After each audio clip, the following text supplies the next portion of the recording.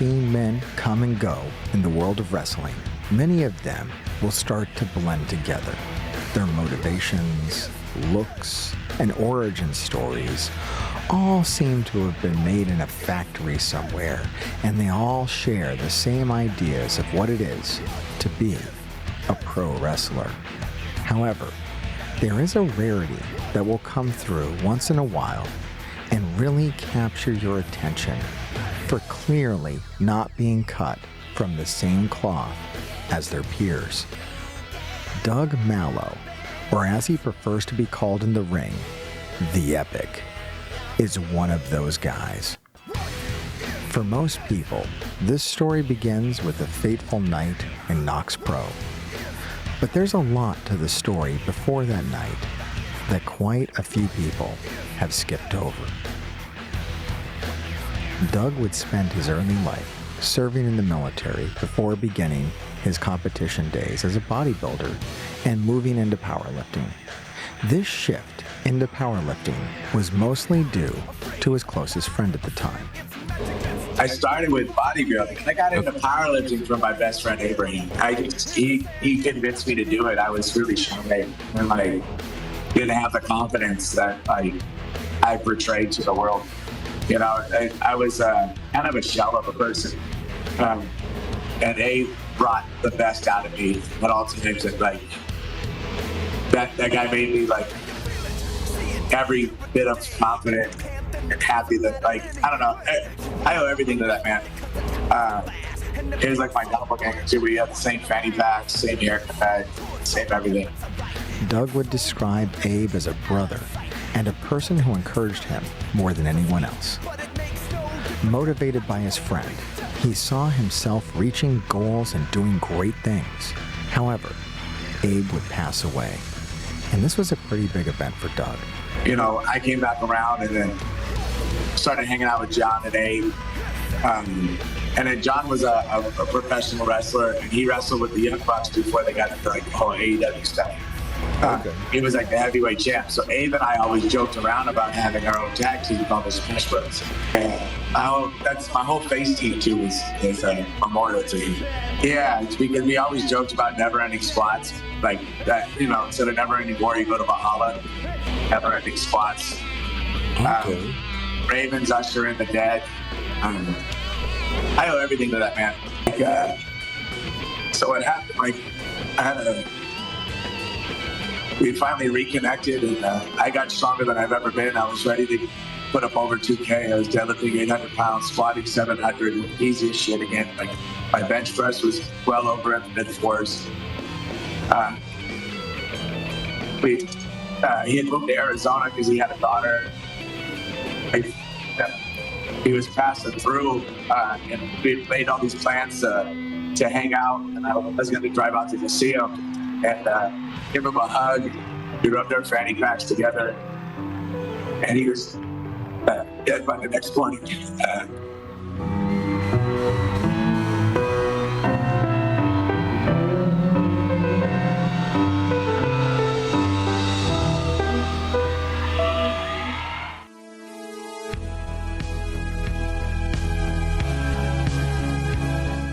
Combine that with some turmoil in his personal life, and he would find himself at a pretty low point. This would lead to a moment in time for Doug where he was at his absolute lowest. He had taken up driving trucks, and long rides on the road had given him a lot of time to think to himself, and he wasn't thinking very positively. Doug thought things were maybe not worth continuing, for at that moment in time, he wasn't sure he had enough reasons to be here. One day I'm on the phone with Jamira, and I'm driving to go home to see her, and his U-Haul truck hits the back of another semi-truck. That truck's dragging it up the hill. I look over, and the guy looks like he's dead on the airbag of the truck. I said, oh shit. I told my girlfriend, I said, hey, I gotta go. And I think I gotta go save this guy.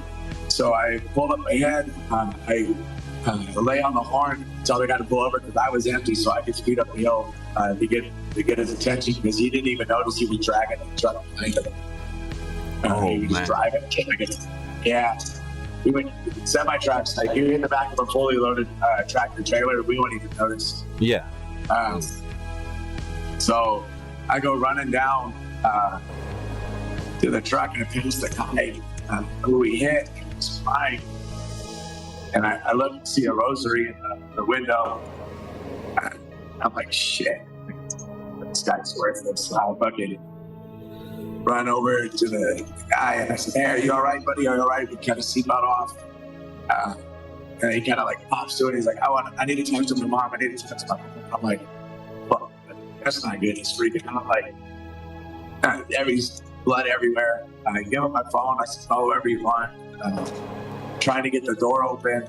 The flames are starting to go up. He's saying, I don't want to die. I don't want to die. I said, hey, buddy, I'm right here with you. So, like, you know, you go, I go. Like I don't have to tell you, I'm not stopping until I get this fucking door open. So, next you know, those things really about to go up in flames, and I'm sitting right there, and I'm like, well, this is gonna be it. And then before I know it, the guy who was crying that I fucking, you know, thought was worthless, saves everyone and puts the fire out with the fire extinguisher. I always mention that, like, you know what I mean? Like, fucking,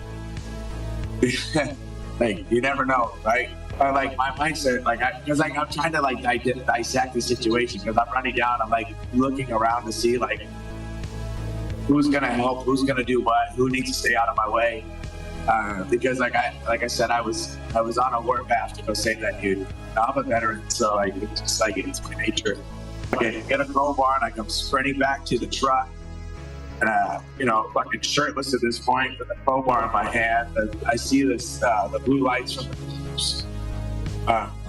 They're finally showing up. I get to the truck door, we rip it open, and then by the time we get it open, the paramedics and everybody are like, move, and I'm like, oh shit, cool, like they took over, you know, my gut that like God's gonna take me home, like that's gonna be it, you know, like end it on a high note, or he's gonna re-platform me to do better. And I told her this, and she said, you're speaking crazy talk, you know, like, let's just go to your favorite gym. We'll go to Metroflex, it's still open. And Eddie Abakov, you know, I've always liked going to his gym. And he's a great dude. So I go to Metroflex after saying that, and I'm like, this is my friend, I'm just having a moment. But he said, Rikishi's my uncle, which is a bold-faced lie. Would you like to be a wrestler? And at that point, I was like, re-platforming sounds a lot better than dying, and I would love to be a wrestler. Like, that sounds fantastic, because they've always wanted to be a wrestler, so. This is when Doug would find wrestling, and he was able to shift his mindset dramatically at that moment. While he wasn't sure where this would take him, he was ready to let himself be open to accepting new experiences and living again through wrestling. It's not to be the most famous wrestler ever, or, you know, like where people are like, I just want to be like this, you know, great entity in wrestling. It's like, no, I just want to be the best version of me. And I know I can achieve that through wrestling, and I want to achieve it through wrestling, because the best version of me is a version that is entertaining people, that's being kind to people, that's giving back to my community. Like, family, God, and community is very important to me, and I could do that through wrestling more so than any other channel. Doug was able to find a way to feel a connection to his friend who had passed away, and really was able to gain an appreciation for the business outside of the scope of what most people would. Wrestling was not just something that he'd always wanted to do, it was something that brought him closer to someone he had lost. It was a connection far deeper than seeking fame and renown. Doug was able to connect with his fallen friend, and even if, for a few seconds, feel his friend was watching his match and right there with him. I mean, it's like if you watch my matches, at some point I'm always pointing at Talking Grave. After every time I do stuff with the WWE or a lot of the matches, they get overwhelmed. Like, even now, just talking about it, it makes me cry, because, you know, I just miss my buddy all the time. It's crazy. No, yeah, it's like every time I do something, my dream is to, and I want to get to the biggest stage. I want to be closer to him through everything that I'm doing. This would lead to the two things Doug would become known for: his run in pro wrestling and his partnering with the Scaling Up crew to do predator catches and security. The Scaling Up crew used to be known for pranks long ago, but in recent years have honed in on catching predators, as they do so in quite a professional manner. They aren't running anyone down in cupcake outfits in the street. Instead, the predator is lured into a very Chris Hansen-like scenario with a sting house. But instead of being met with a mild-mannered man with gray hair, you are instead instantly surrounded by insanely jacked pro wrestlers. The very sight of them seems to discourage any resistance in most of these guys. We had one guy getting in the back of a car and being arrested, and the other guy still showed up. And then the decoy was like, "Oh, it's crazy out here." They still went all the way to the house, and I was like, yeah. Like, he was old and he had like Parkinson's, so I kind of felt bad until we like read what he was saying. At one point, he told the decoy, which he thought was like 14 or 15, you know, "You're so young, and like I could be a father figure to you, but I can't just take advantage of you." And I was like, "What the fuck, dude?" Like, Eric's more or less like, "Hey, quit talking over me and shut the fuck up." Eric is, because he's insanely intelligent, and typically that you know leads to him just being fucking very funny. He's a very funny, like, kind, fun person. Doug was seeing himself being noticed and making a name for himself at a decent rate in the world of wrestling as well.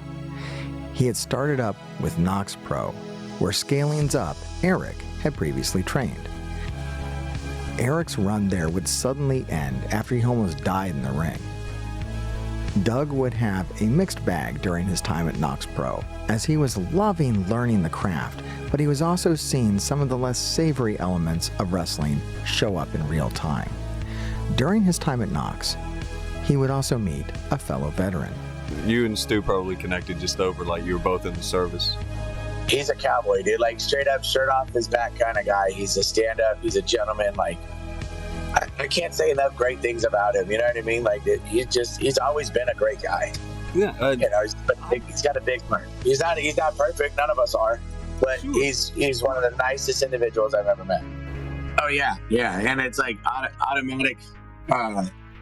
Like, I know I could trust him. I could lean into him. Like, you know, it set the table really well, because I don't know, some of this shit wrestling, some of these people want to have a fucking crown and a scepter, and they treat people like shit because they've been wrestling for 10 years or 8 years, but yeah, they still can't do the fucking basic moves. They don't get in the ring and train. They bark at everybody, yell at everybody, mistreat everybody.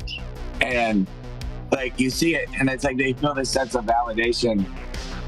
AJ's not all bad, and I don't want to keep speaking on his name, but he's not all bad. You know, he has some good moral character buried beneath a thick layer of stupid. That's so stupid and so overly confident in his stupidity that he does and says shit that gets people hurt. And it's mind-boggling, you know, and you try to have a conversation with the person and help them out or this or that, and then it turns into a literal fist fight, or about to be, because he goes and tries to curse at you or this or that because, you know, he knows better than you when he needs to explain, like... These issues were small at the time, but after a certain incident, the issues at Knox Pro became clear in a substantial way. One night, Raja Jackson would be invited to the arena by a guy named AJ Mata. AJ was a wrestler who was friendly with Rampage Jackson's son and was hoping to do some cross-promotion by having Raja do his live stream from the Knox Pro Wrestling show. This alone wouldn't have been a very big issue. However, during a time sitting in the back, one of the wrestlers named Psycho Stu walked up and would smack an empty beer can used as a prop in a gimmick strike to act like he was, trying to really do some harm to Raja. Stu seemed to be under the impression that Raja was a worker backstage, and this blew up into a confrontation after being hit very gingerly with a rigged beer can. After a short time, things were apologized for and all seemed well because no one was actually fucking hurt. Until a few hours later, as it is agreed on for Raja to have a moment where he and Stu have a pro wrestling interaction in the ring. And there are cameras rolling through the entire scenario. It's being fucking live streamed. The cameras pick up AJ Mana giving extra instructions to Raja Jackson to make sure he got his shit in on Stu, encouraging Raja, who has already been getting a little too hyped up by his father and his live chat about getting revenge on Stu for the horrible transgression of being gingerly hit with an empty beer can. Run in on his shit, you fucking give him his receipt. You remember what a receipt is?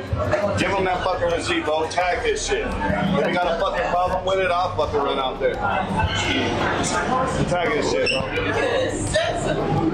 The live chat and his father, in all of their infinite wisdom, actually lighting up Raja into a state where he wants to actually try to do some significant damage to poor old Stu.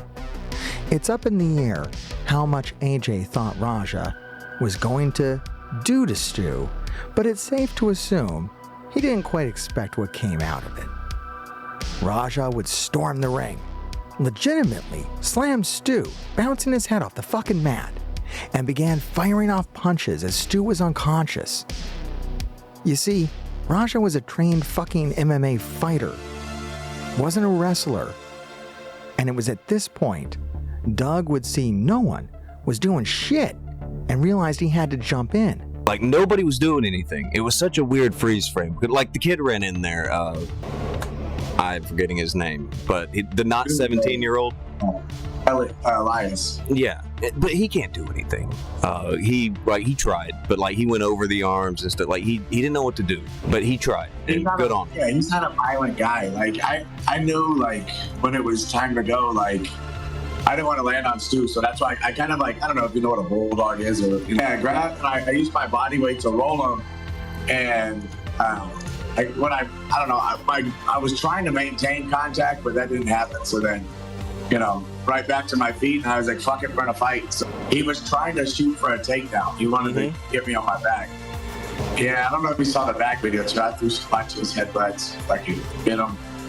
I don't know. I was getting ready to get real ugly. But I'm glad nothing really happened more than it did, because at the end of the day, it was in front of kids. I even had some regrets for when I ran outside to go get him again. Because when I saw that of him telling Raja in the hallway, I put it in the group chat, in Knox Pro's group chat, and I said, what the fuck is this? Because I knew it. I fucking knew that he had something to do with it. I fucking knew it. As soon as that shit happened, I knew it. I was like, where's that motherfucker at? Right? But then, I went to go chase Raja down the back alley. Most people don't know that. I was incensed.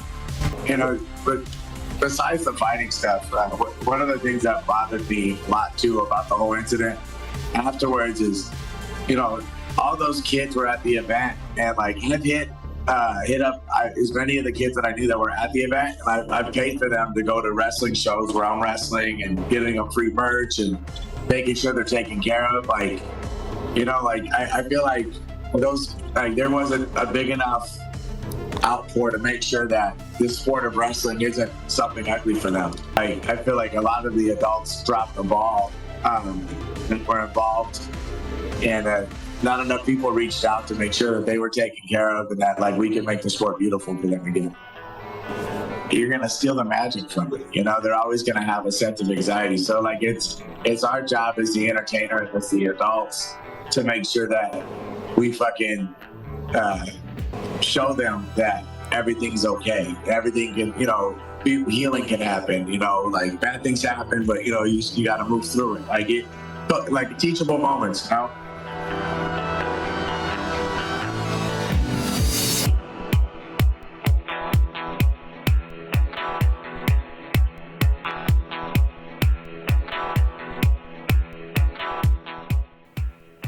After this incident, a lot of attention was sent Raja's way. We did a little bit of that ourselves. Big video on the channel, might have seen it. But there was a segment of the population who wanted to know, including us, who that neon fucking Viking was who ran into the fight. The guy's look made it hard for many to forget him after a lot of people began searching. He was popping up everywhere, promoting and trying to help out with Stu's medical bills. He took the chance to do as many of them as possible with one stipulation, being that he would do the show and do whatever the fuck they wanted as long as they donated to Stu's medical expenses. This was a good deed that did wonders, as Stu was able to recover with a lot more help than he would have had were it not for the actions of Doug and others like Doug who were out there really calling some positive attention to a very horrible thing that had happened. It seemed like everyone on the internet wanted to jump on this and have some kind of take on it, but guys like Doug, when they did it, they were doing it for the right reason. Good takes, bad takes, people throwing blame around, a whole lot of negativity, and people like Doug were doing all they could do to try to bring that down and focus the efforts on getting Stu into a better spot. An example of this would come not long after the incident, when the Scaling Up crew was set to be at the same venue as Rampage Jackson, and Doug made a point to try to bring the temperature down between the two parties, but was ultimately shut down by Rampage, who seemed content with holding negative feelings towards Doug. None other than Rampage Jackson was there. So of course, having Doug with us, we had to approach. I'm just gonna wait. I'm gonna put my hand out to shake his hand. What did I do? Hey, I was just coming to shake his hand and say, "This through there." That's all. Oh, yeah. Did you interview him? No, he doesn't want to talk to me. Hey, you did the right thing, man. Just trying to shake his hand, fucking really bad energy. You know what I mean? And he was like, "Fuck you," put me off. Yeah, he put me off. He put you on? Yeah. You can't win everyone over, but one group Doug definitely won over were the wrestling fans. After the Knox Pro incident, a lot of people expressed that they felt Doug should be rewarded for doing the right thing in an industry where this is seen so fucking rarely. Those people wouldn't be left wanting, as Doug would begin touring shows and making a name for himself in rings around the country. Doug excels with the crowd, and people seem to love him.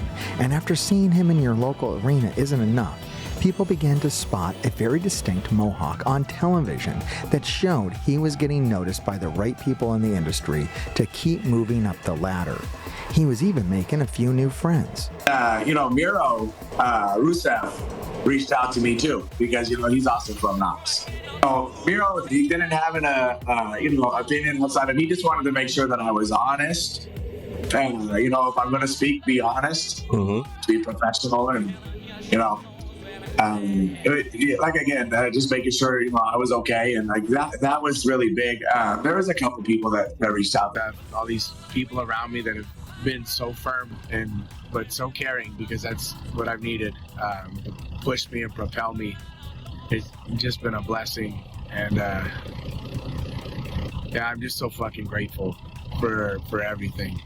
I've done all these podcasts and talked to people, trying to help my buddy out in the beginning, and now I'm just trying to focus on me, because at first none of the stuff I was doing was really about taking care of my own peace of mind, my own career path, and that's all I'm trying to do now. I just want to say, crew strong. One of the kids, the Make-A-Wish kids. I didn't know he was a Make-A-Wish kid. Me and Alex Ace were at Saturday night's main event, and he was there. So cute. He had his brothers and sister. They had their title belts, and they were like, "Oh yeah, you want a tag match? Like, let's go. Pick your tag partner." It was like, me and Alex, so let's go have a match right now. They're like, "I'll whip your butt." And, afterwards, they went in the gorilla, and the dad came out and he goes, "Hey, yeah, like, you guys want a wristband? My kid's bad on leukemia, and I've never taken this off." I didn't know that, but that was a real puts things in perspective. Like, aside from within the industry, Doug has been able to see very quickly the impact he has on people who are simply fans. Doug seems like the type of guy who has been close enough to the bottom that he can really be grateful for a view the higher he climbs. And in recent months, there has certainly been some climbing done. The Epic has a long way to go in his wrestling journey, but because of making the right choices and doing what he can to help others when he was able, he has gained a following that is likely to continue growing beyond what most would have at his level on the independent circuit. He has the look, the tools, and the connections to become what he wants to become. All that is left is to see his efforts. I'm Mr. Hartgrave from Parts Unknown, and I want to thank you for taking the time to find out a little bit more about Doug. From the first time that we touched on this story on this channel, we've had a desire to learn more about Doug, and we saw that you had that desire down in the comments as well. So that's why we took the time, reached out, and did this extra bit for him to help people learn more about this guy who did such an awesome thing that just no one else was able to do that night, and continue being an awesome individual. So thank you, Doug, and thank you for watching. Thank you for checking this video out.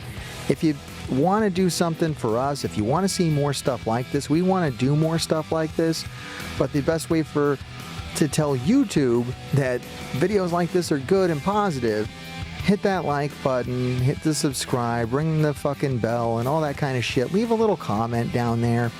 And that tells YouTube that this kind of video is something that people want to see. And if you want to see more videos like this, that helps us know that you appreciate this kind of content as well.